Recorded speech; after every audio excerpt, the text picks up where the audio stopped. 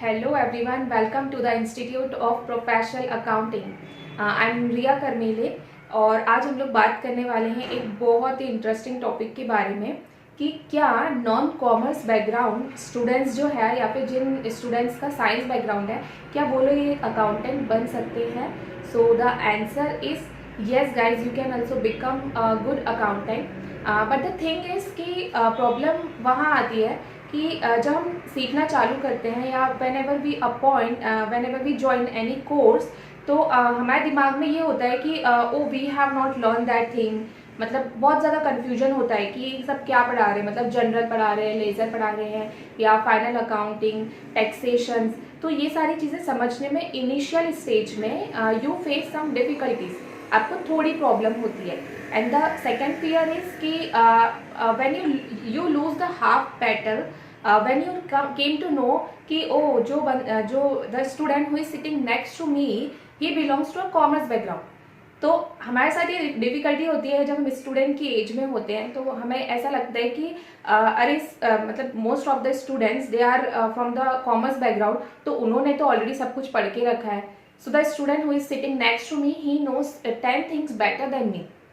So the problem is only that, मतलब the fear to fail, to lose, that is only in our mind. So I must tell you, my dear friend, कि most of the time you will find that कि काफ़ी सारे firms या अच्छे अच्छे corporates में भी जो अच्छी पोजीशन पे जो लोग होते हैं they also belongs from the science background or some different field. मतलब उनका कॉमर्स नहीं होता, कॉमर्स के अलावा कोई और फील्ड के होते हैं, right. So the thing is only कि आपको इस चीज़ पे you don't have to focus on that thing कि आपको अरे मैंने ये पढ़ा नहीं है या मुझे ये चीज़ नहीं आती है. ठीक है, means you have already touch the difficulties level, right. कि जो बीएससी वाले जो बच्चे होते हैं या फिर जो नॉन कॉमर्स हैं साइंस बैकग्राउंड के जो है, उन लोगों को ऑलरेडी उन लोगों को मैथ्स बहुत अच्छा होता है, right. So at least you know कि कितने डिफिकल्ट लेवल से आप ऑलरेडी फेस करके आ चुके हो. ठीक है, तो आपके लिए अकाउंट्स पढ़ना या फिर एक्सेल पढ़ना या फिर टैक्सेशन है, इतने सारे अमेंडमेंट्स है, ये पढ़ना बहुत ज़्यादा डिफिकल्ट नहीं होता. बट इनिशियल स्टेज में सिर्फ ये अंतर होता है कि कॉमर्स बैकग्राउंड के जो बच्चे होते हैं उन्होंने वो चीज़ 2 साल या 3 साल पहले पढ़ चुकी होती है, अब वही चीज़ जो है वो बाद में पढ़ रहे होते हो. But think about that time कि जब आपने साइंस पढ़ा था फर्स्ट टाइम 11th में, तभी भी वो आपके लिए न्यू ही था, कोई अंतर नहीं था. And really it doesn't matter कि आप क्या पढ़ के आए हो या आपके सिलेबस में आपने कौन सा कोर्स किया है. सिर्फ ये एक चीज़ मैटर करती है कि आप प्रैक्टिकली आप कितने अच्छे हो.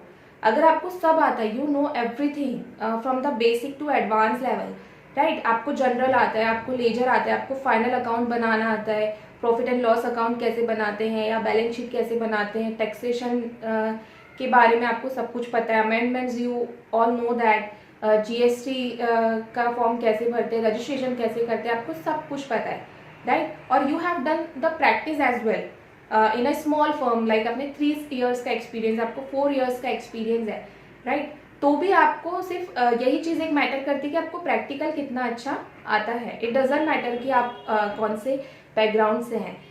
Even if you are working in a firm or in a big corporate, so a couple of years no one is going to ask you कि आपका कौन सा बैकग्राउंड था, अरे आप अकाउंटेंट कैसे बन गए.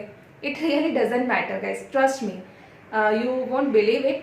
But even just think about it कि हमें कई सालों के बाद में हमें हमारे 11th-12th के परसेंटेज भी याद नहीं होते, राइट. जब हम अगर आप काफ़ी ईयर्स आपको एक्सपीरियंस आ गया, आपको 10 years एक्सपीरियंस, आपको 12 years एक्सपीरियंस है, तो आप यू विल फाइंड दैट कि अरे मुझे 11 में कितने मिले थे, 12th में कितने मिले थे, राइट. तो कई सारे लोगों को तो ये भी नहीं पता होता.